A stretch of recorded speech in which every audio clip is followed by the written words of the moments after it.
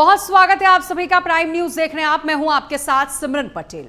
जंग, सियासत या इंतकाम, ईरान इजराइल जंग में अमेरिका की एंट्री से पूरी दुनिया चिंतित नजर आ रही है। इससे थर्ड वर्ल्ड वॉर का वार्निंग अलार्म भी माना जा रहा है। अमेरिका ने ईरान के 3 प्रमुख परमाणु ठिकानों पर घातक बमबारी के बाद हालात जो है बेहद गंभीर हो गए हैं।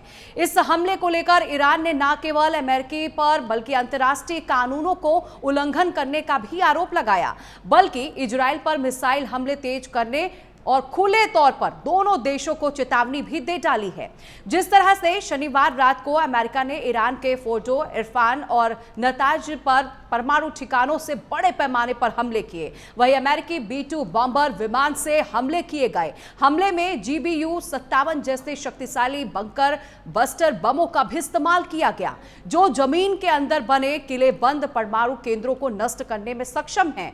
और वहीं दूसरी ओर राष्ट्रपति ट्रंप ने ईरान को आगाह भी किया कि अगर ईरान ने अमेरिका पर पलटवार करने के लिए सोचा भी या कोशिश भी की तो अंजाम जो है काफी भयावह होगा। वहीं अब जंग के बीच ईरान स्ट्रेट ऑफ होर्मुज़ को भी बंद कर दिया गया है। इसके बंद करने से दुनिया का 20% तेल का कारोबार जो है वो भी पूरी तरह से प्रभावित हो रहा है। वही स्ट्रेट ऑफ होर्मुज़ का दुनिया में कच्चा तेल पहुंचाने के लिए एक महत्वपूर्ण रूट है।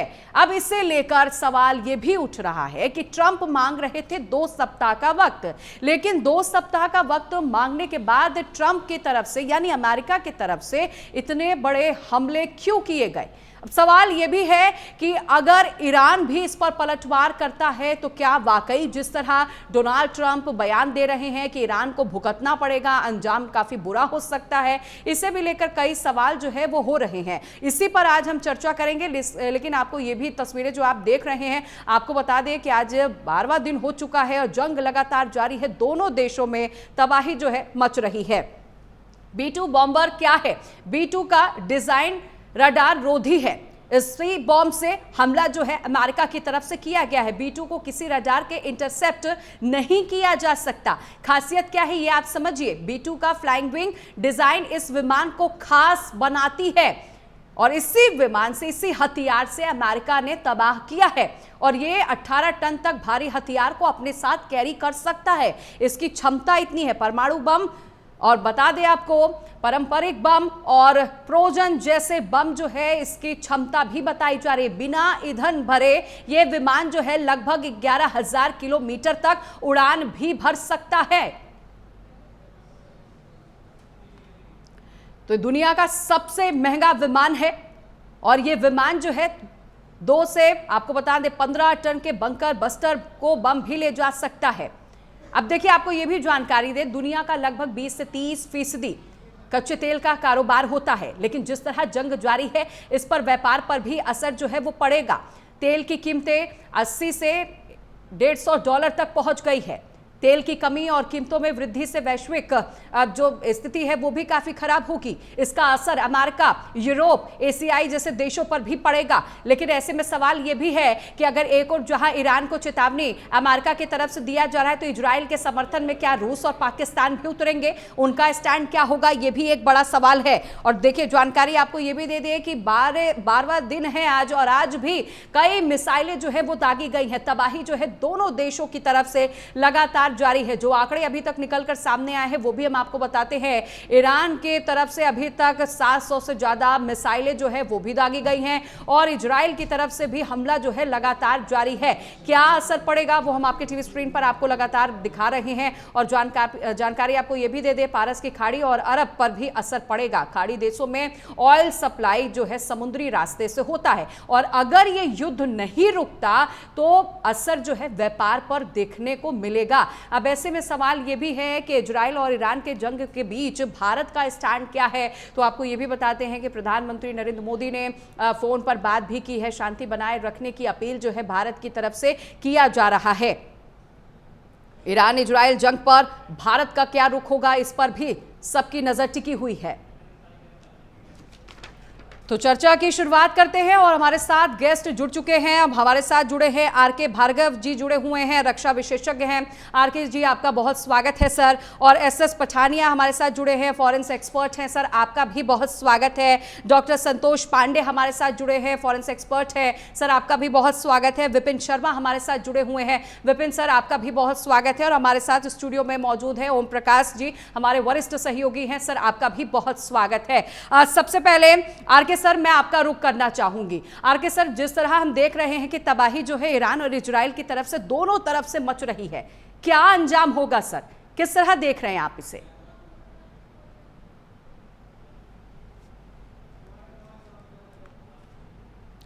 आरके सर, आप मुझे सुन पा रहे हैं? नहीं, आपका लास्ट में मुझे सुनाई दिया, उससे पहले का मुझे सुनाई दिया। ठीक है, मैं सवाल रिपीट करती हूं सर। सर, जिस तरह जंग जारी है, दोनों तरफ से हम देख रहे हैं तबाही मच रही है, इसका अंजाम क्या होगा सर?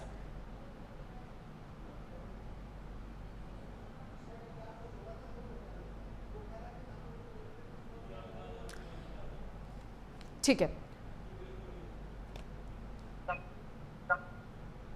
ठीक है आरके सर, मैं आऊंगी आपके पास। ओम प्रकाश सर का मैं रुक करूंगी। ओम सर, हम देख रहे हैं कि आज 11वां दिन है और लेकिन ये जंग जो है रुक नहीं रहा। एक और बात करते हैं अमेरिका के राष्ट्रपति डोनाल्ड ट्रंप, वो कहते हैं 2 सप्ताह का वक्त दीजिए, सब कुछ ठीक हो जाएगा। लेकिन अचानक भारतीय समय के अनुसार अगर बात किया जाए तो 4:30 बजे भोर में ही अमेरिका की तरफ से हमला कर दिया गया। देखिए, जब भी कोई इस तरह की रणनीति अपनाई जाती है, जब भी कोई स्ट्रेटजिक जो कदम उठाया जाता है, तो उसके टाइम और उसके लोकेशंस या उसका जो मुहूर्त कह लीजिए वो नहीं डिक्लेयर किया जाता है। तो अमेरिका ने भी वही किया, उसने स्ट्रेटेजिकली जो है एक गलत समय सीमा बताई। व्हाइट हाउस की तरफ से 2 हफ्ते का समय बताया गया कि 2 हफ्ते के बाद अमेरिका फैसला करेगा कि इस युद्ध में शामिल होना है या नहीं। लेकिन इस बीच में ही जिस तरह से इजराइल की तरफ से दबाव आ रहा था अमेरिका पे, तो इजराइल का साथ देते हुए अमेरिका ने जो न्यूक्लियर साइट्स थे ईरान के, उन पे जो है उसने अपने जो बम हैं वो गिराए हैं।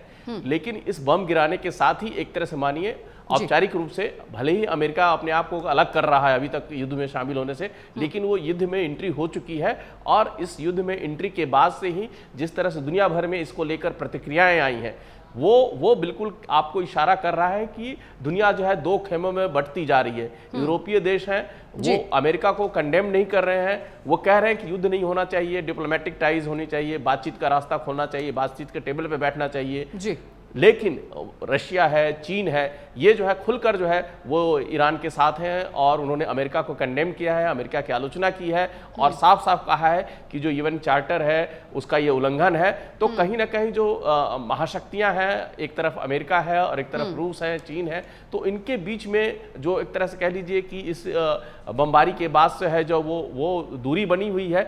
लेकिन अमेरिका जो है वो मिडिल ईस्ट पे कहिए कि उसकी नीति है कि वो मिडिल ईस्ट पे अपने आप को एक तरह से कंट्रोल चाहता है। वो चाहता है कि जो व्यापार होता है वो उसके नियंत्रण में हो, चीज़ें जो हैं वो जो वहाँ पे चाहे वो इस्लामिक इशूज़ हों, टेररिज्म का इशू हो, न्यूक्लियर इशू हो, इन सब चीज़ों को लेकर वो बार बार वहाँ पे कंट्रोल करने की स्थिति चाहता है। वो रसिया के इन्फ्लुएंस को वहाँ कम करना चाहता है, चीन के इन्फ्लुएंस को कम करना चाहता है। तो इस तरह से कई सारे इसके पीछे कारण हैं जिसके बाद अमेरिका ने एंट्री की है। भले ही वो परमाणु अप्रसार को रोकने की बात कर रहा हो, लेकिन ये हमला करके अमेरिका ने ये इसमें एंट्री कर दी है और अभी जो है दुनिया जो है कहिए तो 2 ध्रुवों में बढ़ती जा रही है। बिल्कुल बिल्कुल, देखिए अमेरिका जो है 2 तरह की बात कर रहा है। पहले तो वो कहते हैं कि हम शांति चाहते हैं, इसके लिए 2 हफ्ते का वक्त भी बाकायदा डोनाल्ड ट्रंप मांगते हैं, लेकिन उसके बाद ही अमेरिका की तरफ से धमाके किए जाते हैं। एक बार फिर से मैं आरके सर का रुख करूंगी। आरके सर, क्या आप मुझे सुन पा रहे हैं? सुनाई दे रहा है जी। आरके सर, सवाल मेरा ये है कि अमेरिका ने 2 तरह बातें की जो कि पूरी दुनिया ने देखा। अमेरिका ने पहले तो कहा शांति बनाए रखो और उसके बाद अचानक धमाके जो है अमेरिका की तरफ से किए गए। अब बकायदा डोनाल्ड ट्रंप जो है ईरान को धमकी भी दे रहे हैं, वो कह रहे हैं वक्त है, ठहर जाओ, नहीं अंजाम जो है भुगतना पड़ेगा। क्या समझा जाए इसे? देखिए, इसे सिर्फ ये मैं ये समझता हूं कि जो उन्होंने किया ये उसका एक एक्सटेंशन है। देखिए, उन्होंने पहले धमकी दी थी, ईरान को पहले भी बताया था भाई ये तुम्हारे टेबल के ऊपर आ जाओ, जो तुम्हारा एटॉमिक प्रोग्राम चल रहा है उसके बारे में डिस्कस करते हो, उसको डिसकंटिन्यू करो। ईरान ने उसको नहीं माना, टॉक्स टूट गई,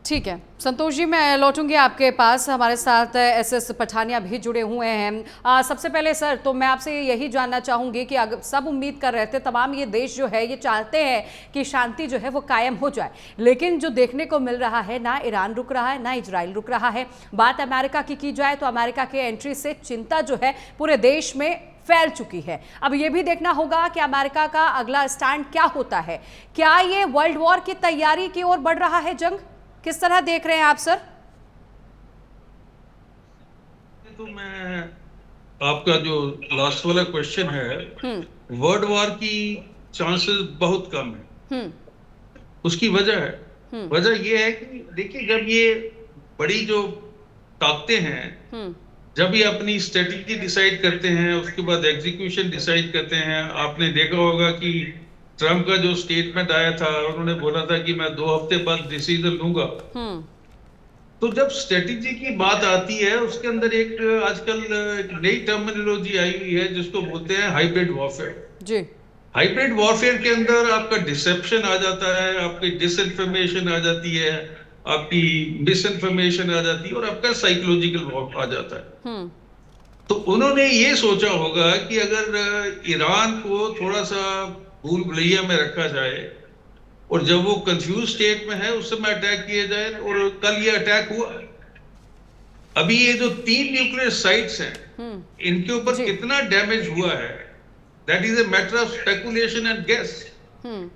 ईरान जो है वो मना कर रहा है कि हमारा कोई ज्यादा डैमेज नहीं हुआ, और ये भी न्यूज में आ रहा है कि उन्होंने तकरीबन 400 किलो जो एनरिच्ड यूरेनियम था उसको शिफ्ट कर दिया है। बात उसको बचाने की नहीं है, बात यह है कि अमेरिका ने बड़ा क्लियर मैसेज दिया है, और ये जो मैसेज है उनको पूरा पता था कि चाइना और रशिया इसके अंदर ईरान की सपोर्ट में लड़ाई नहीं लड़ेंगे।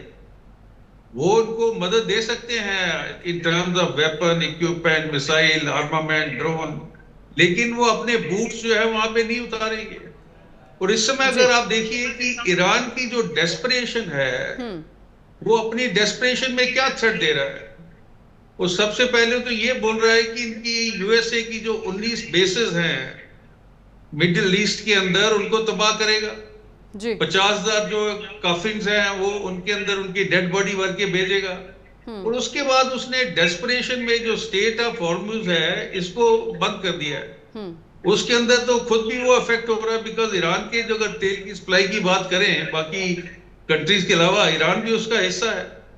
और अभी आस्ते आस्ते जो बातें निकल के सामने आ रही है कि इस समय एक सिचुएशन आ रही है जब ईरान अपने आप को कंप्लीटली आइसोलेटेड फील कर रहा है जी। और वो इस कंडीशन में नहीं है कि प्रोलॉन्ग्ड वॉर एफोर्ड कर सके with the combine of USA and Israel. और ये आप मान के चलिए कि ये जो सारी स्क्रिप्ट है जी, ये लिखी गई है यूएसए के द्वारा, और उन्होंने अपना जो डबल पर्पस है जिसके लिए वो उन्होंने ये स्ट्रेटेजी डिसाइड की थी, नंबर 1 इज दैट ईरान की जो परमाणु क्षमता है उसको पूरी तरह से खत्म किया जाए। खत्म नहीं भी होती है तो उसको कुछ सालों के लिए डस्टबिन में डाला जाए, और उसके बाद इनका लेकिन पठानिया सर, अब ईरान भी तो धमकी दे रहा है ना, अमेरिका को कह रहा है कि अमेरिका के भी एयरबेस को तबाह करेंगे। ईरान भी अब खुलकर सामने आ चुका है। अभी तक ईरान नहीं कह रहा था, लेकिन जिस तरह अमेरिका की तरफ से हमला किया गया, अब ईरान भी खुल के कह रहा है कि हम भी हमला करने को तैयार हैं।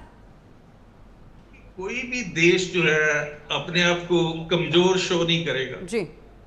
उनकी एक डोमेस्टिक ऑडियंस होती है, और अगर आपके स्टेटमेंट ही कमजोर स्टेटमेंट आते हैं तो आपके लोगों का जो मोराल है बहुत गिर जाता है। तो ये एक प्रोपेगेंडा बोल लीजिए, एक स्ट्रेटेजी बोल लीजिए, एक लोगों का मोराल अप करने की कुव्वत बोल लीजिए। अभी उनको ये भी पता है कि मान लीजिए कल को वो इनके ऊपर जो इनकी बेसेस है उसके ऊपर अटैक कर देता, तो उसके बाद अमेरिका चुप रहेगा। और अमेरिका ने, ट्रम्प ने बड़ा क्लियरली बोल दिया है तेहरान के वालों को कि आप जो है जितनी जल्दी हो सकता है तेहरान छोड़िए। लेकिन पठानिया सर, क्या आपको नहीं लगता कि अमेरिका ने बहुत ही जल्दबाजी कर दी? जब अमेरिका के राष्ट्रपति डोनाल्ड ट्रंप समय मांग रहे थे, वो कह रहे थे हम चाहते हैं शांति कायम रहे, तो इस तरह अचानक हमला क्यों किया गया? ये जल्दबाजी नहीं थी क्या? देखिए ये हमें लगता है जल्दबाजी थी, बिकॉज हम उनका स्टेटमेंट पढ़ रहे हैं कि 2 हफ्ते उनको टाइम सोचने के लिए चाहिए, लेकिन वो अभी मैं बात कर रहा था कि तेहरान को बड़ा क्लियर मैसेज उन्होंने दे दिया है तेहरान वालों को कि आप जो है देश छोड़ के तेहरान छोड़ के चले जाइए। उसका इंडिकेशन या उसका जो थ्रेट है वो ये है कि वो वहां पे एटम बॉम्ब भी ड्रॉप कर सकते हैं जी। तो अभी इसकी कैसे वो इंटरप्रिटेशन करेंगे ये सोच का विषय है, और कितना इफेक्ट ईरान के लोगों पे आता है, उनकी लीडरशिप पे आता है, और वो क्या क्या करते ये हैं देखना आने वाले समय बताएगा। बिल्कुल ये देखना होगा। ठीक है, लौटूंगी सर मैं आपके पास। विपिन शर्मा जी भी हमारे साथ जुड़े हुए हैं, वरिष्ठ पत्रकार हैं। विपिन सर, आप किस ओर देख रहे हैं? क्योंकि देखिए ईरान का साथ देने के लिए पाकिस्तान भी सामने आ जा रहा है, रूस भी सामने आ रहा है। चूंकि देखिए इजराइल के सपोर्ट में खुल के अमेरिका सामने आया, ये कोई पहली बार नहीं है कि अमेरिका जो है इजराइल का सपोर्ट कर रहा हो। 1950 से सपोर्ट कर रहा है, आर्थिक तौर पर भी सपोर्ट कर रहा है। देखिए आपके वरिष्ठ पैनल ने जी काफी मुख्य बातों की तरफ ध्यान केंद्रित करा है, तो मैं कुछ और आगे बातें रखूंगा और जोड़ूंगा इनमें बातें। देखिए सबसे पहले ये शुरुआत कैसे हुई, हु स्टार्टेड इट? यहाँ पर मुद्दा ये है कि 7 अक्टूबर 2023 को जब हमास निर्दोष मासूम लोगों को बंधक बना लेता है, वहां से ये औपचारिक तरीके से ये युद्ध वाली स्थिति शुरू हुई है। कि पहले स्टेटस को था और वहां पर इस स्टेटस को अल्टर करने का काम हमास ने करा, और हमास के पीछे कौन है ये भी जग जाहिर है, क्योंकि ईरान प्रॉक्सी युद्ध के लिए जाना जाता है। हमास की बात करें, हिजबुल्लाह की बात करें, हुतीज, इन सबको शह देने के लिए।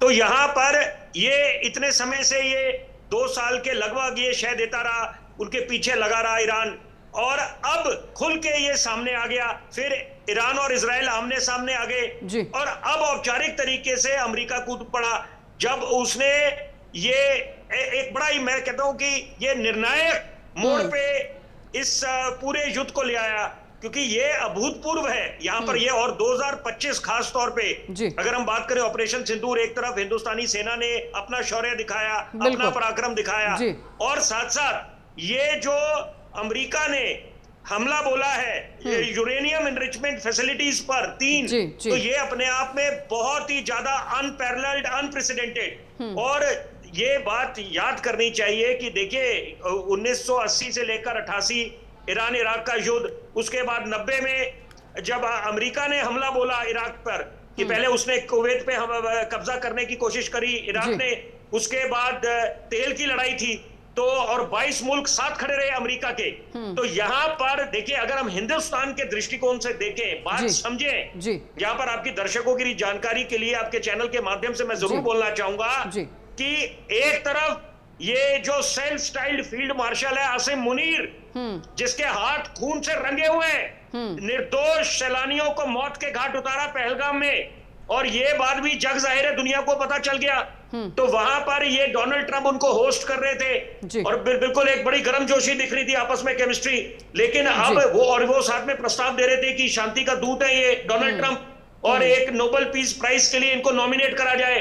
और अब देखिए पासा कैसे पलट गया है, यहां पर ये बात सामने उभर के आई है कि वो एजेंट है अमेरिका के आसिम मुनीर। तो इसका मतलब है सारी तरफ से कटघरे में पाकिस्तान है, क्योंकि हमारा दुश्मन नंबर 1 चीन, दुश्मन नंबर 2 पाकिस्तान, और चीन भी जाना जाता है प्रॉक्सी के लिए, पीछे से शह देता है। तो यहां पर अभी जरूरी बात है कि एक तरफ डोनाल्ड ट्रंप ये प्रस्ताव दे रहे थे G7 में कि G9 होना चाहिए, रूस और चीन को भी शामिल करा जाए। वो अलग बात है कि यही 2 मुल्क जो है रूस और चीन, ये विरोध कर रहे हैं कि अमेरिका ने जो हमला बोला है यूरेनियम एनरिचमेंट फैसिलिटीज पर ईरान के, वो अमेरिका के हमले को पूरी तरह से गलत बता रहे हैं। मैं जरूरी बात ये बोलना चाहूंगा कि हिंदुस्तान के पास डाइवर्सिफाइड ऑयल ऑप्शंस हैं, तो यानी कि इसका मतलब है ये जो खाड़ी है गल्फ ऑफ हॉर्मुज की बात कर रहे हैं, ईरान ये धमकी दे रहा है कि इसको बंद करेंगे, उधर से अमेरिका दबाव डाल रहा है चीन पे कि ऐसा कदम ईरान ना उठाए। लेकिन यहां पर अभी सवाल ये पैदा होता है, $1 मिलियन बात, सबसे जरूरी बात मुझे लगता है चर्चा की, कि यहां पर क्या हिंदुस्तान शांति का दूत बनेगा, क्योंकि ये पुराने वाले ना अमेरिका है ना रूस है। रूस वहां पर यूक्रेन चाहता है, चीन चाहता है कि ताइवान पे कब्जा कर ले, इजराइल का सपना है ग्रेटर इजराइल का, अमेरिका की बात करें make America great again, Iran nuclear powered nation बनना चाहता है। तो इस बीच ये लोग बड़ी बड़ी बातें कर रहे थे, रूस चाहता था मध्यस्थता करे, अमेरिका दावा कर रहा था कि कांगो और रुवांडा के बीच में बिल्कुल बिल्कुल विपिन सर, देखिए अब ऐसे में भारत को भी सामने आना पड़ेगा। विपिन सर, मैं यहाँ पर हिंदुस्तान शांति का दूत बन सकता है, बन सकता है, बिल्कुल माना जा रहा है, ये नया हिंदुस्तान है। जी, लौटूंगी विपिन सर, मैं आपके पास लौटूंगी। हमारे वरिष्ठ सहयोगी भी स्टूडियो में बने हुए हैं, ओम प्रकाश जी भी बने हुए हैं। ओम जी, देखने को देखिए लगातार मिल रहा है कि तबाही जो है ना सिर्फ ईरान और इजराइल में है, इसका असर जो है और देशों पर भी पड़ेगा। बात करें तो व्यापार पर भी इसका असर पड़ेगा। अब सवाल ये भी है कि क्या पुतिन जो है सीन बदलेंगे, क्योंकि टेंशन बहुत ज्यादा बढ़ गई है, लड़ाई भी बढ़ रही है। पुतिन खुद युद्ध में उलझे हुए हैं। यूक्रेन से उनका लगभग 3 साल से युद्ध चल रहा है, तो पुतिन डायरेक्टली तो इसमें इन्वॉल्व नहीं होंगे। हाँ, जैसे बाकी सप्लाईज वगैरह में हो सकता है ईरान की मदद कर सकते हैं पीछे से, लेकिन डायरेक्टली तो नहीं इन्वॉल्व होंगे। चीन भी डायरेक्टली इन्वॉल्व नहीं होगा। लेकिन ये जरूर है कि जैसे कि हमारे सहयोगी लोग बता रहे हैं और एक्सपर्ट बता रहे हैं कि भारत की भूमिका इस समय में बहुत ही महत्वपूर्ण है। वो इसलिए भी कि जब इजराइल और से बातचीत कॉन्फ्लिक्ट चल रहा था ईरान की अमेरिका के आने के पहले, तब भी भारत लगातार ये अपील कर रहा था कि शांति से इस मसले का समाधान निकाला जाए। उसके बाद भी जब अमेरिका ने अटैक कर दिया ईरान पे, तब भी भारत की तरफ से यही कहा गया है कि बातचीत से टेबल पे बैठ के इस मसले का समाधान। जब प्रधानमंत्री G7 की बैठक में गए थे, वहाँ भी उन्होंने कहा था कि युद्ध के मैदान से शांति के दरवाजे नहीं खुलते हैं, डिप्लोमेटिक जब तक आप टेबल पे बैठे नहीं हैं तब तक उसके रास्ते नहीं खुलेंगे। तो भारत की भूमिका जो एक शांति के दूत के रूप में रही है और रहेगी, और खासकर हमारा जो ईरान से संबंध है वो ऐतिहासिक है। पिछले 1950 से तो हमारा डिप्लोमेटिक रिलेशन है, उसके पहले से हमारी जो सांस्कृतिक और कल्चरल जो रिलेशन है वो बहुत ही पुराना है, सदियों पुराना है। और जिस तरह से हमने इन्वेस्ट किया हुआ है ईरान में, चाबहार पोर्ट की बात हो रही है या नॉर्थ साउथ ट्रेड रूट की बात हो रही है, तो इस तरह से इसके अलावा कई भी हमारे और भी दूसरे इन्वेस्टमेंट जो है वो ईरान में है। ईरान पे हमारी डिपेंडेंसी है, लेकिन हमने इन्वेस्ट करके वहाँ पे अपना भी व्यापार बढ़ाया है। तो भारत के लिए हित में यही है कि वो ईरान को तटस्थ बनकर जो चीज़ें हैं उसका समर्थन करे, जो हमारे व्यापारिक हित हैं उनकी रक्षा करे, ना कि इस पूरे मसले को एक्सलेट करने में मदद करे। हमारी कोशिश यही हो कि किसी तरह से इस मसले को समाधान की तरफ ले जाए और ये ज़्यादा ना फैले। वो अभी जो ये कॉन्फ्लिक्ट इजराइल और ईरान के बीच में वहीं तक सीमित रहे और जल्दी से जल्दी इस मसले का समाधान। बिल्कुल बिल्कुल, देखिए ओम जी, भारत और इजराइल का रिश्ता जो है वो हम सब ने देखा। जब पहली बार प्रधानमंत्री नरेंद्र मोदी पहुंचे थे तो उनका भव्य स्वागत भी किया गया था। अब ऐसा ये भी कहा जा सकता है कि देखिए अब समय भी आ गया है कि भारत को स्टैंड लेना होगा, भारत को सामने आना होगा। जैसे विपिन सर कह रहे थे कि अब भारत को सामने आकर कहना होगा कि शांति बनाए रखे, पहल करना होगा भारत को। जी हाँ, देखिए भारत के लिए ये बिल्कुल जरूरी है कि इजराइल से बात करे, ईरान से बात करे और दोनों को मना के किसी तरह से टेबल पे लाए। चूंकि भारत अभी इस स्थिति में है जैसे यूक्रेन और रूस के बीच में भारत एक कह लीजिए कि एक महत्वपूर्ण भूमिका निभा रहा था। ठीक है, वो बातचीत टेबल तक नहीं पहुंची, लेकिन दोनों को मनाने में, दोनों राष्ट्राध्यक्षों से बात करने में भारत ने एक अहम भूमिका निभाई थी। उस तरह की बातचीत हम यहाँ भी कर सकते हैं, हम इजराइल से भी बात कर सकते हैं, हम ईरान से भी बात कर सकते हैं। दोनों देशों का भारत पर विश्वास है, दोनों भारत से अपने रिलेशनशिप में यकीन रखते हैं, भारत के रोल को समझते हैं। भारत जिस तरह से जियोपॉलिटिकली एक्टिव है पूरे अंतर्राष्ट्रीय मसलों को लेके, तो उम्मीद की जा सकती है जैसे कि आप कह रहे हैं कि भारत को एक्टिव रोल प्ले करना चाहिए, तटस्थ की तरह सिर्फ बन के तमाशा नहीं देखना चाहिए और इंतजार नहीं करना चाहिए। भारत को आगे बढ़कर, चूंकि उसके व्यापारिक हित है, अमेरिका का भी व्यापारिक हित है, इसलिए वो बढ़ के वो बमबारी कर रहा है। हमारे व्यापारिक हित है, हम बमबारी करने की बात नहीं करते, हम शांति के दूत हैं। तो हम निश्चित तौर पर शांति के जो रास्ते हैं उनको अपनाते हुए, अपने हितों को ध्यान में रखते हुए, हमारे जो व्यापारिक हित है, हमारे जो सांस्कृतिक और जो कल्चरल जो रिलेशन है ईरान के साथ, उनको ध्यान में रखते हुए हमें अपने संबंधों को आगे बढ़ाकर और इस मसले के शांति की तरफ ले जाने में पहल करनी चाहिए। बिल्कुल बिल्कुल, ठीक है। ओम सर, मैं लौटूंगी आपके पास। आर के भार्गव सर का रुख करना चाहूंगी।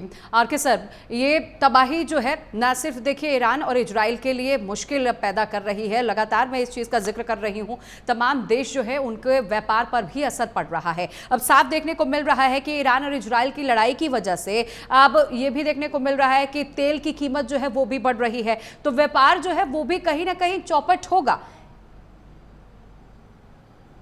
देखिए जी सिमरन, लड़ाई कहीं भी हो उसका असर बाकी देशों पर, आसपास के देशों पर पड़ता है उसका, हो सकता है किसी पे कम पड़े, किसी पे ज्यादा पड़े। अभी क्योंकि ईरान और इजराइल की लड़ाई सामने आ गई, इसलिए हमने रूस और यूक्रेन की लड़ाई को अभी भूल गए। उससे जो नुकसान हो रहा है वो अभी बैकग्राउंड में चला गया। वरना देखिए, जब यूक्रेन की भी लड़ाई हो रही थी तो वर्ल्ड के अंदर जो वीट का प्रोडक्शन था, इट केम डाउन अबाउट 15%। इसका मतलब है कि जो हमारे पास पहले गेहूं अवेलेबल होता था, मैं हिंदुस्तान की बात नहीं कर रहा हूं, मैं पूरे वर्ल्ड की बात कर रहा हूं, उसमें कमी आ गई। कहीं ना कहीं उससे असर होगा बाकी पॉपुलेशन के ऊपर। बिल्कुल। इसी तरह से अभी ईरान और इजराइल का जो युद्ध है, इसके अंदर सबसे ज्यादा जो असर पड़ेगा वो ऑयल प्रोडक्शन के ऊपर, ऑयल सप्लाई के ऊपर पड़ेगा।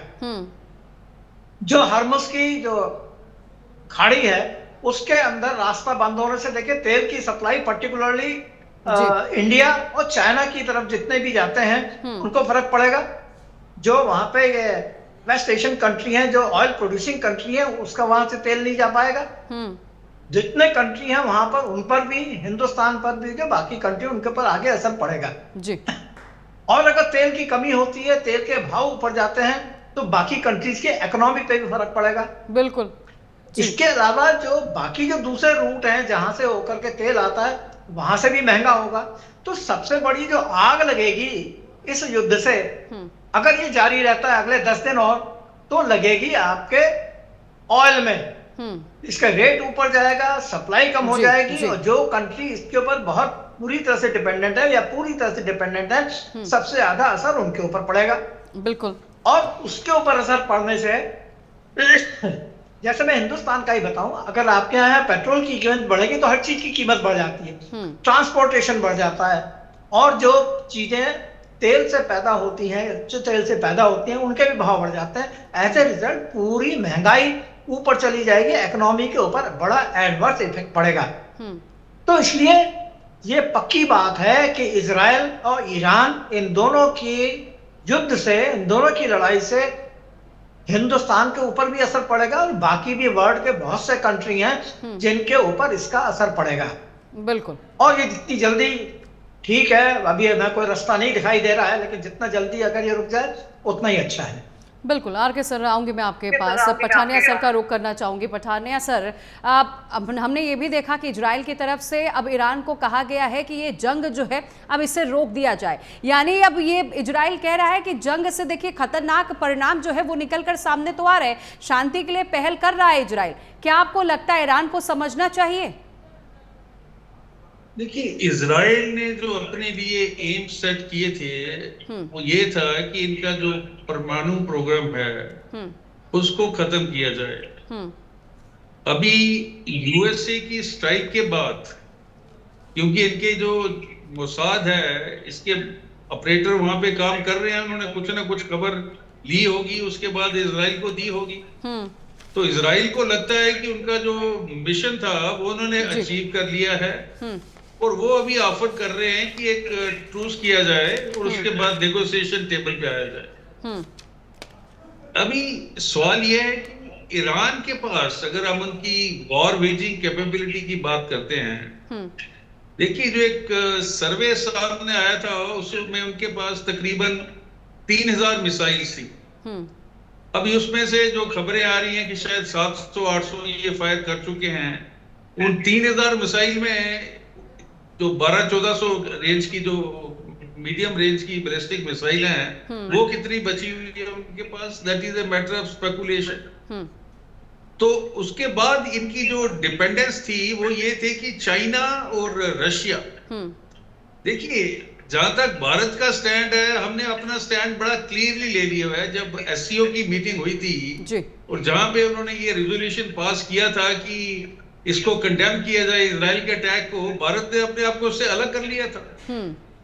और वैसे भी देखिए, ये शांति वाली बातें, ये वो करना, ये सब कोरी बातें हैं। वर्ल्ड पॉलिटिक्स में जिस देश के पास स्ट्रेंथ है, जो मैटर करता है, और इस प्रेजेंट सिचुएशन में जो दो देश मैटर करते हैं वो है रशिया और चाइना। अभी आप ये सोच लीजिए कि कल को जापान या जर्मनी या फ्रांस, उनका कोई इन्फ्लुएंस नहीं है जी। वो सिर्फ शांति की बात करेंगे और जो दो देश अपनी नेशनल इंटरेस्ट, स्ट्रेटेजिक इंटरेस्ट के लिए लड़ रहे हैं, वो कोई शांति की भाषा सुनने को तैयार नहीं होगा। तो ये सच्चाई है जिसको हमें स्वीकार करना चाहिए। एंड लेट्स होप दैट अभी ईरान के अंदर जो रजीम चेंज होने की चीजें आ रही हैं, वो भी शायद लगता है कि आने वाले समय में, क्योंकि अभी कुछ बातें चल रही हैं कि इनके जो सुप्रीम लीडर हैं खamenei साहब, वो शायद कहीं गायब हैं। तो ये भी कितना सच है कितना झूठ है इसके अंदर, I don't know, but something will happen. I am very positive about it, because Iran के पास इतनी ताकत नहीं है कि वो यूएसए और इजराइल की माइट का ऑन इट्स ओन सामना कर सके, और या वो उस दिशा में जाएं जहां पे वो अमेरिकन बेस के ऊपर अटैक करे। तो अब ये मान के चलिए कि जो 1945 में हिरोशिमा नागासाकी, लेकिन पठानिया सर, ईरान को रूस का भी समर्थन मिल रहा है, चाइना का भी मिल रहा है, और यही वजह है कि ईरान अब खुल के कह रहा है कि अगर ठीक है इजराइल की तरफ से जंग नहीं रोका जाता तो हम भी हमला करेंगे, और साफ साफ चेतावनी जो है अमेरिका को दिया जा रहा है। देखिए मैडम, इसको समर्थन नहीं बोलते हैं, ये होता है कि भैया हम आपके साथ खड़े हैं, लेकिन उससे क्या फायदा उनको जो देश लड़ाई लड़ रहा है। जैसे हम कंडेम्ड करते हैं, दुनिया भर के देशों ने कंडेम किया, उससे ईरान को क्या मिलेगा। और अगर ये मान लीजिए कि चाइना और रशिया अपना वहां पे अपने इक्विपमेंट, वेपन, मिसाइल वो भी भिजवा रहे हैं, बट उनके साथ वो कितनी देर लड़ पाएगा।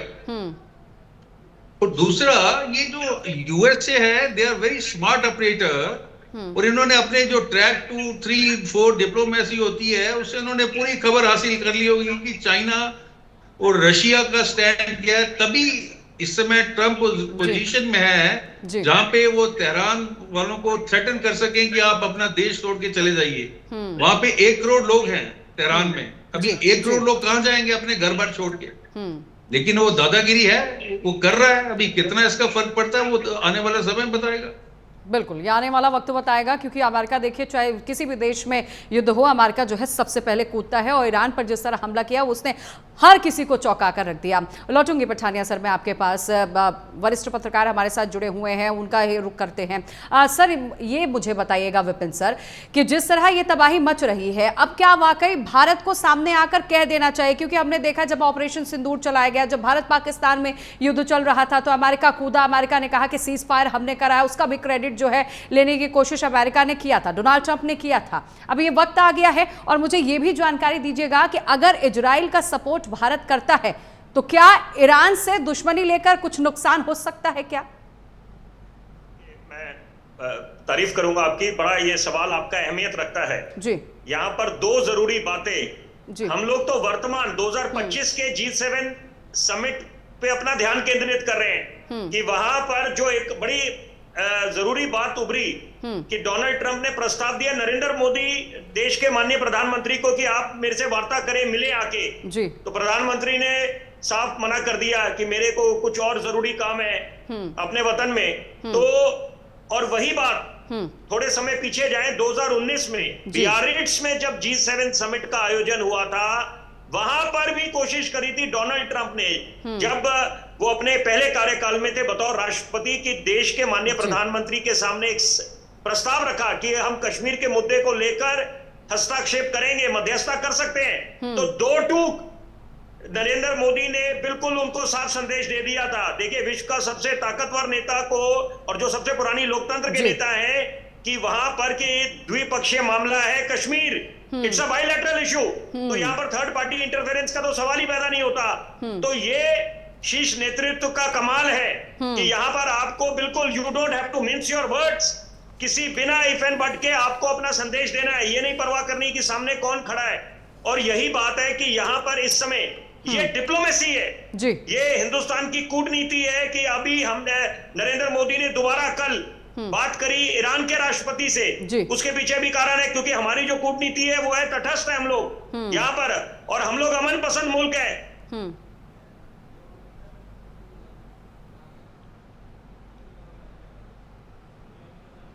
ठीक है, लौटेंगे विपिन सर के पास। ओम प्रकाश सर का रुख करूंगी। ओम प्रकाश सर, क्या लगता है आपको, क्योंकि देखिए आज 11 दिन हो चुका है, युद्ध रुकने का नाम नहीं ले रहा है। अभी तक ईरान की तरफ से 400 मिसाइलें दागी गई और इजराइल की तरफ से भी मिसाइलें दागी गई हैं, जिसमें दोनों देशों को नुकसान हुआ है, कई लोग जख्मी हुए हैं। कैसे रुकेगा ये युद्ध? देखिए, जिस तरह से बाकी एक्सपर्ट्स भी इंडिकेट कर रहे हैं और जो बाकी मीडिया से खबरें आ रही हैं कि ये युद्ध बहुत लंबे समय तक चलाना इसको बहुत मुश्किल है ईरान के लिए।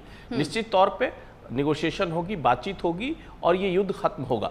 लेकिन हाँ, कुछ हो सकता है हफ्ते दिन हो, 3 दिन हो, 5 दिन हो, समय अभी बताना थोड़ा मुश्किल है। लेकिन ईरान इस स्थिति में नहीं है कि वो इस युद्ध को लंबे समय तक खींच सके। ईरान का जो इंटरेस्ट है वो ये है कि वो ट्रेड करे। अमेरिका भी चाहता है कि हम अपनी शर्तों पे पूरे मिडिल ईस्ट में ट्रेड करें, तो बातचीत का दरवाजा खुलेगा। ईरान को ये लोग कुछ सहूलियतें देंगे, कुछ पैकेज देंगे, कुछ इस तरह की चीजें हो सकते हैं। न्यूक्लियर प्रोग्राम को रिस्ट्रिक्शन लगाने के बाद कुछ दूसरे तरह की ट्रेड सहूलियतें देकर दरवाजे खोलेंगे कि ठीक है, हम आपके साथ इस तरह के ट्रेड करते हैं, ये एग्रीमेंट करते हैं, इस तरह का आपको सुरक्षा देते हैं, इस तरह का हम स्ट्रेटजिक आपसे रिलेशनशिप बनाएंगे ताकि आप ये काम छोड़ दें और ये काम आप आए हमारे साथ, ये सब काम करें, तो हम आपको आगे का रास्ता एक वे आउट देंगे। और ये ईरान के हित में है। और जहां तक भारत और ईरान के संबंधों की बात है, भारत के साथ आप ये मान के चलिए वो हम अभी इस स्थिति में नहीं है कि ईरान के खिलाफ जाकर कोई स्टेटमेंट दे। ना हम अभी इजराइल को छोड़ सकते हैं, ना ही ईरान को। इजराइल तो हमारा नया दोस्त है, ईरान तो हमारा सदियों पुराना दोस्त है। तो इस तरह की अभी जो हमारे जो रिलेशनशिप है उसमें जिस तरह से ईरान ने हमें सहूलियतें दी हैं, अपना बंदरगाह दे दिया है, अपना हमने वहाँ बहुत लार्ज स्केल पे इन्वेस्टमेंट किया है, पाइपलाइन की बात होती है, ऑयल सप्लाई की बात होती है यहाँ तक आने की, तो जो जिस तरह से हमारी डिपेंडेंसी ईरान पे है, तो निश्चित तौर पे भारत के लिए बहुत ही मुश्किल है कि वो ईरान के खिलाफ जाकर या ईरान के जो हमारे रिलेशनशिप है उनमें कोई किसी तरह का स्ट्रेटेजिकली उसमें कोई चेंज करे। हाँ, जरूर ये चाहेगा कि ये युद्ध जरूर खत्म हो और शांति का रास्ता निकले और दोनों देशों के बीच जो तनाव है वो खत्म हो। बिल्कुल, तनाव खत्म होना चाहिए क्योंकि इससे नुकसान जो है कई देशों को पहुंचेगा। विपिन सर, मैं एक बार फिर से आपका रुख करना चाहूंगी। विपिन सर, आप जानकारी दे रहे थे, आप अपनी बात पूरी करिए। मैं ये बात कर रहा था, पहली बात तो हम अगर हिंदुस्तान के दृष्टिकोण से बात करें तो यहाँ पर हमारा जो शीर्ष नेतृत्व है उसने जो 2 टूक डोनाल्ड ट्रंप को एक संदेश दे दिया है, हिंदुस्तान का पक्ष रखा है, तो मुझे लगता है उससे एक बहुत बड़ी मिसाल कायम हुई है कि यहाँ पर हम किसी के सामने झुकते नहीं है और राष्ट्र हित सर्वोपरि, नेशन फर्स्ट, हम इंडिया फर्स्ट की बात कर रहे हैं। जैसे डोनाल्ड ट्रंप चुनावी मैदान में जाके बोलते थे अमेरिका फर्स्ट, तो हिंदुस्तान की भी वही नीति है। और यहाँ पर जरूरी बात है कि हमें अपनी डिप्लोमेसी को भी मजबूत करना है, रोबस्ट करना है, साथ में अपनी जो मिलिट्री प्रिपेरेडनेस है कि तैयारियां हैं वो बिल्कुल पुख्ता करनी है। यहाँ पर कि आप prevention is always better than cure, कि यहाँ पर इंतजार नहीं करना होता कि आपका डिफेंस बजट क्या है, आपका जो मेक इन इंडिया है उसको सॉलिड करना है बिल्कुल। साथ साथ अपनी economic strength, foreign exchange reserves बढ़ाने हैं, क्योंकि इससे काफी कुछ सीख लेनी चाहिए। जो जिस तरह से अमेरिका ने हमला करा ईरान पे और ये वैश्विक स्तर पे एक अशांति का माहौल है इस समय, एक बिल्कुल स्थिति काफी गंभीर बनी हुई है।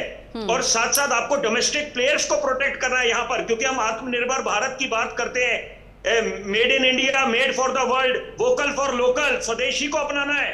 क्योंकि यहाँ पर आप चीन का देखो, चीन ने मोनोपोली कर रखी है पूरी ट्रेड पे, तो यहाँ पर अगर हम वो माहौल बनाते हैं, ईज ऑफ डूइंग बिजनेस कर रहे हैं, अच्छी बात है, सिंगल विंडो सिस्टम कर रहे हैं, बहुत अच्छी बात है, लेकिन अभी काफी कुछ अमल करना है। हमारी जो महत्वाकांक्षी योजना है, make in India, skill India, digital India, क्योंकि ये हिंदुस्तान का दौर है, वैश्विक पटल पे हम आर्थिक महाशक्ति बन रहे हैं। तो इसका मतलब है जो हमारा एक सपना है प्रधानमंत्री का, देश का $5 ट्रिलियन इकोनॉमी बनने का, तो मुझे ये बतौर पत्रकार जो मैं समझ रखता हूं कि आपको सारे फ्रंट्स पे एक मजबूती लानी पड़ेगी ताकि उस दौर को दोबारा लेके आ सके जब हिंदुस्तान बिल्कुल, देखिए मजबूती जो है वो लानी पड़ेगी और भारत हमेशा चाहता है कि शांति बनी रहे, जंग जो है वो रुके, और यही वजह है कि भारत बड़े ही सादगी से दोनों देशों से बात कर रहा है। यानी अब प्रधानमंत्री नरेंद्र मोदी लगातार बात कर रहे हैं। आर के भार्गव सर का मैं रुक करना चाहूंगी। आर के सर, आपको क्या लगता है इसके पीछे की वजह क्या है? आखिर अमेरिका जो है इजराइल का सपोर्ट क्यों कर रहा है? और अगर अमेरिका जो है इसी तरह इजराइल का सपोर्ट करता रहा तो जो मुस्लिम देश हैं वो अगर इकट्ठा हो जाएंगे तो क्या मुश्किल बढ़ सकती है? क्या कोई पहली बार इजराइल का सपोर्ट नहीं कर रहा है जी। अमेरिका हमेशा से इजराइल का सपोर्ट करता रहा है और उसकी बहुत वजह है, एक वजह नहीं है उसकी कि पहली चीज तो जो ज्यूस लॉबी है अमेरिका में वो है, प्लस अमेरिका के अपने इंटरेस्ट वेस्ट एशिया में हैं। वहां पर अमेरिका को एक इस तरह के कंट्री की जरूरत है, रिलायबल जो कि वहां पर जो वेस्ट एशिया में ऑयल प्रोड्यूसिंग कंट्री हैं उनको वो कंट्रोल कर सके वहां पर, यानी एक फुट होल्ड रहे, ताकि वो वेस्ट एशिया में अपनी दादागिरी को चलाने की पोजीशन में रहे। अभी देखिए वेस्ट एशिया में अमेरिका के काफी कंट्रीज हैं जो अमेरिका के फेवर में हैं। वो ईरान के साथ नहीं जाते, चाहे उनका कुछ भी इंटरेस्ट हो, उनका वो चीज बोलते हैं जो अमेरिका की है। ये तो आई अमेरिका क्यों इजराइल को सपोर्ट करता है जी। दूसरी चीज हम आते हैं, जब ईरान ने अपना न्यूक्लियर प्रोग्राम शुरू किया, एटॉमिक प्रोग्राम शुरू किया, उस समय सिर्फ एक इजराइल ऐसा कंट्री था जो कि उसके खिलाफ जाता, बाकी कोई भी कंट्री वहां पर ईरान के खिलाफ जाने के लिए तैयार नहीं, क्योंकि उनका कोई इंटरेस्ट नहीं था। तीसरी चीज देखिए 1979 में जब ये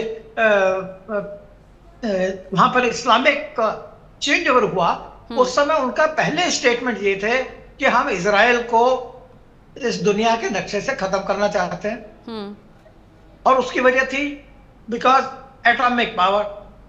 अब अमेरिका ये नहीं चाहता कि ईरान किसी भी हालत में एक एटॉमिक कंट्री बने, क्यों? क्योंकि एक और कंट्री जिसको कि मैं पहले भी कह रहा था कि रॉक कंट्री नहीं है, लेकिन वो एक वीक कंट्री है जो कि रिलीजियस आइडियोलॉजी को लेकर के किसी भी हद तक जा सकता है, कुछ भी कर सकता है।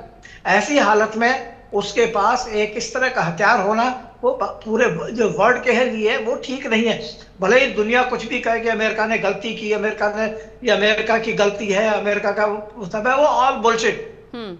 लेकिन हर कंट्री चाहे कुछ भी कहे, लेकिन वो उनके जो बाकी अंदर है, उनकी पॉलिटिकल रीजनिंग है, वो ये कहती है कि ठीक है, it was the right step कि इस तरह के कंट्री को एटॉमिक पावर नहीं बनना चाहिए। अभी देखिए आज की तारीख में किम भाई, उसको भी हम कहते हैं एक पागल तानाशाह है, वो कुछ भी कर सकता है, लेकिन ये कि वो इतनी दूर है कि हम अमेरिका उसका कुछ नहीं कर पा रहा है।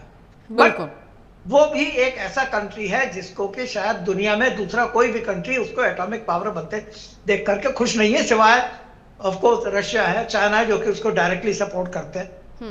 तो यही चीज है जो अमेरिका की पॉलिसी है, जिसको लेकर के वहां पर उसको बेस्ट जो वहां पर सोर्स उसको मिलता है, बेस्ट उसको सपोर्ट मिलता है, वो मिलता है इजराइल से। और इसीलिए शुरू से लेकर के अमेरिका देखिए आज सपोर्ट कर रहा है, और उस हद तक सपोर्ट कर रहा है कि उसके लिए वो ईरान के ऊपर उसकी जो न्यूक्लियर फैसिलिटीज है उनके ऊपर बम डालने के लिए तैयार है। वो बम जो कि उसने शायद 2001 में शायद डाले थे लास्ट बार, और उसके बाद उसके ऊपर तैयार है। आरके सर सवाल ये भी है, हर तरह के हथियार वो इजराइल को दे रहा है। ठीक है आरके सर, मेरा सवाल ये भी है कि जिस तरह देखिए अमेरिका ने 3 ठिकानों पर ईरान के हमले किए हैं, लेकिन ईरान का कहना है कि ठिकानों पर हमले हुए ही नहीं है, ना तो अमेरिका की तरफ से कोई वीडियो जारी किया गया, ना आधिकारिक तौर पर कोई बयान भी सामने आया है। नहीं देखिए अमेरिका की तरफ से बयान क्या है, सर आऊंगी आपके पास, सैटेलाइट इमेजेस दिए हैं वहां पर,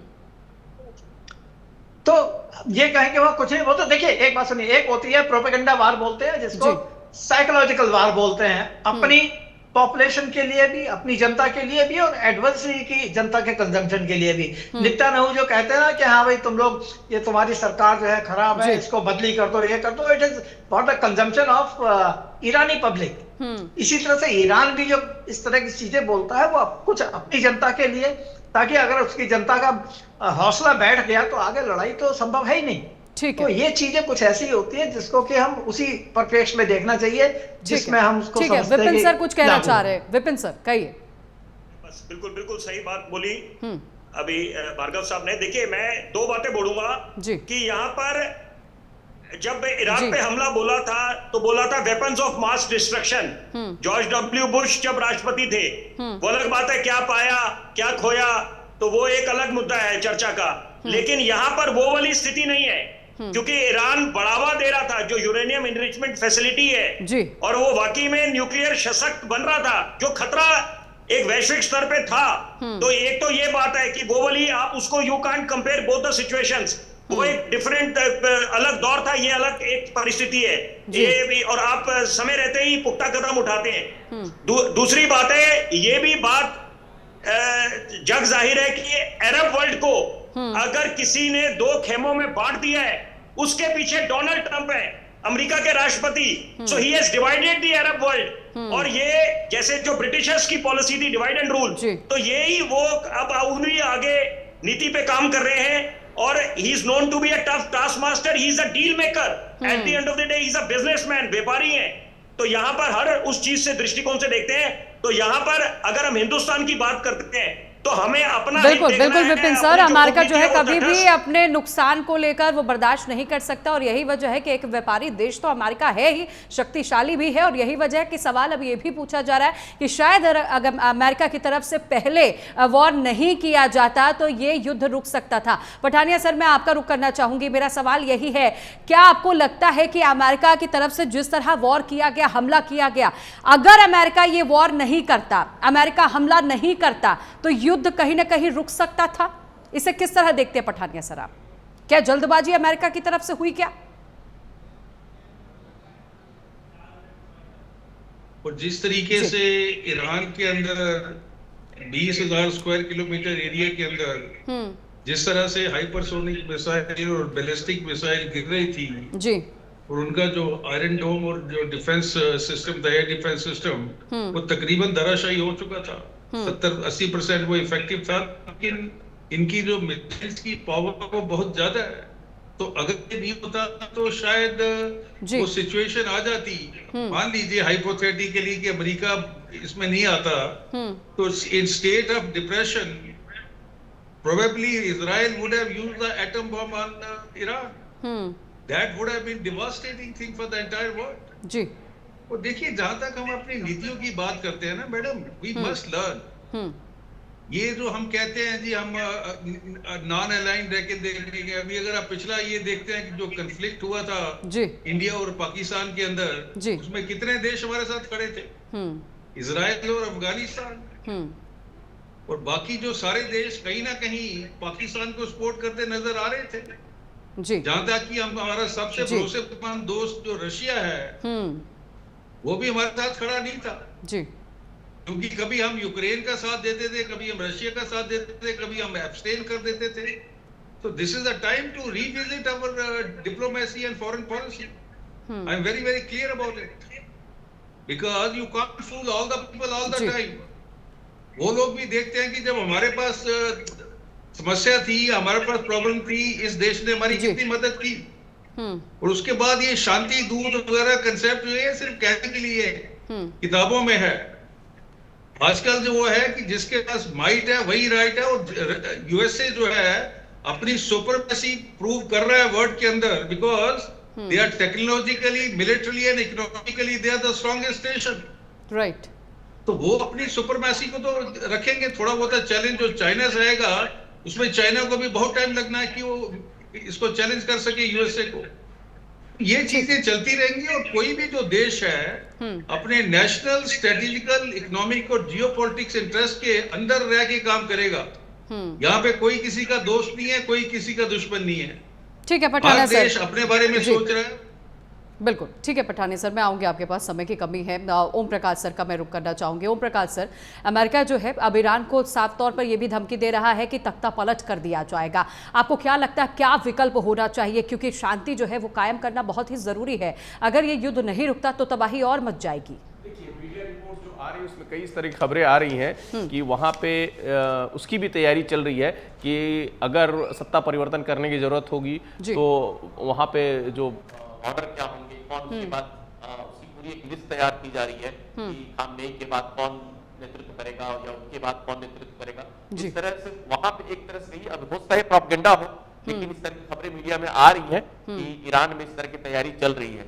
लेकिन जिस तरह से ये युद्ध जिस मोड़ पे पहुंच चुका है, तो अभी तुरंत इसकी संभावना नहीं दिख रही है कि तुरंत सत्ता परिवर्तन हो जाए। आप देखिए, जब इराक वॉर चल रहा था, अमेरिका पूरी तरह से जब इराक को तबाह कर चुका था, तो सद्दाम हुसैन को वहां पे खत्म करने में, उनको कैप्चर करने में, फांसी तक पहुंचाने में एक लंबा सफर तय करना पड़ा था। तो उस तरह की स्थिति आने में भी ईरान में बहुत समय लगेगा। तो मुझे नहीं लगता है कि उस रास्ते पे तुरंत जाके बातचीत होगी ट्रेड को लेके कुछ और। बिल्कुल, अमेरिका की तरफ से देखिए धमकियां तो दी जा रही हैं, लेकिन वक्त है बेशक जो आप कह रहे हैं इतना आसान नहीं है किसी देश का तख्ता पलट करना। अब देखना यह भी होगा कि इससे लेकर ईरान क्या पलटवार करता है। फिलहाल आप सभी का बहुत धन्यवाद करूंगी हमारे साथ जुड़ने के लिए, बातचीत करने के लिए, अपनी बात रखने के लिए। तो देखना होगा कि जंग कब रुकती है, क्योंकि टेंशन जो है दोनों देशों के बीच बहुत ज्यादा हाई है। ये जंग कहां तक जाती है ये भी देखना होगा। एक और जहां अमेरिका जो है लगातार ईरान को धमकी दे रहा है, इस धमकी को ईरान किस तरह लेगा और किस तरह पलटवार ईरान करेगा, यह भी एक बड़ा सवाल है।